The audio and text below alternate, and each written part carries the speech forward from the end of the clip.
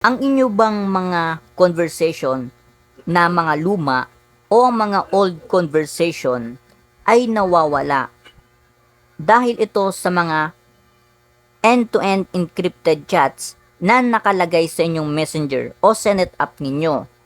Dahil kapag naka-set up ang end-to-end scripted chat ay matik na mabubura ang mga old conversation.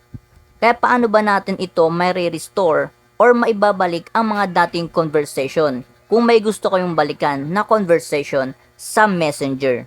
Mahalaga guys na dapat alam ninyo ang inyong PIN nang nag-create kayo ng PIN para sa end-to-end scripted chat. Dahil kapag alam nyo ito ay may babalik ang mga conversation. Ngayon kung hindi nyo na matandaan, ituturo ko sa inyo kung paano mag-create or mag-change PIN para ma-recover nyo muli ang mga old conversation nyo sa messenger. So una, punta tayo sa ating messenger. Sa inyong messenger ay punta lang kayo sa 3 line. So ito yon. Punta kayo sa settings. Sa inyong settings ay hanapin nyo lang dito itong privacy and safety. At hanapin nyo lang dito under ng security itong end-to-end encrypted chats. Dito guys, ang kailangan nyo pinutin itong message storage. So pindutin yan. Kapag andito na kayo, hanapin nyo lang dito ang reset pin. Pindutin nyo itong reset pin. At ngayon, kailangan nyo na mag-create ng bagong pin. So, maglalagay tayo ng pin.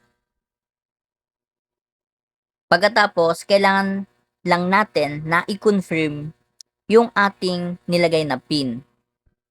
So, inyong makita na ang nakalagay dito ay last backup December 22 at 10:17 AM. So, ito yung time na kung saan ay nireset natin ng ating pin. So, kapag hiningian kayo ng pin upang maibalik ang mga conversation na na-delete dahil sa end-to-end scripted chat, ang kailangan nyo lang gawin ay i-reset ang pin. Pero kung alam nyo naman ang pin ay mas maganda, nang sa ganon ay bumalik ang mga dating conversation na mga na-delete or kusang na-delete dahil sa end-to-end encrypted chat.